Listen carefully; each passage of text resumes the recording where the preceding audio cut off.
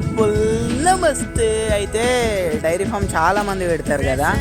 అయితే డైరీ ఫామ్లలో మెయిన్ ఒక అపోహ ఏంటిదంటే అసలు పాలతోనే మనకు హైయెస్ట్ లాభం వస్తుంది అనుకుంటారు. కాకపోతే ఆ పాలతోనే ఏంటిదంటే మన మెయింటెనెన్స్ పోయి మన ఖర్చులు వెళ్తాయి అంతే. అది లాభం అయితే అస్సలు రాదు. డైరీ ఫామ్లో పాలతోనే మెయిన్ అనుకుంటుని చాలామంది ఏంటిదంటే కాఫీ అనిపోయినా కానీ ఏదో ఇంజెక్షన్స్ ఇచ్చి అట్లా వేసుకుంటా పాలు తీస్తారు.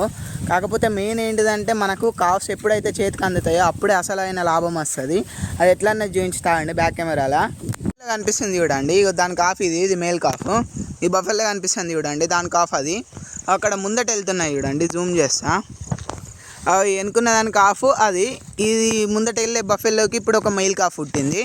అయితే మేల్ కాఫా ఫీమేల్ కాఫా అన్నది ఎప్పుడు కూడా ఎప్పుడైతే అవి ఒక 2 years పెరిగి మన చేతికి అందుతాయో ఫీమేల్ కాఫ్ అయితే మళ్ళీ బ్రీడింగ్కి పని చేస్తాయి. అదే మేల్ కాఫ్ అయిందనుకో దాన్ని అమ్మేస్తే మళ్ళీ మనకు ఇంకొక బఫెల్లోకి వచ్చినన్ని మనీ వస్తాయి. ఇట్లా మనం ఎప్పుడైతే కాఫ్ని కాపాడుకుంటామో అప్పుడే మన డైరీ ఫామ్ పెరగడం కానీ కాఫ్తోనే మనకు అసలైన లాభాలు వస్తాయి.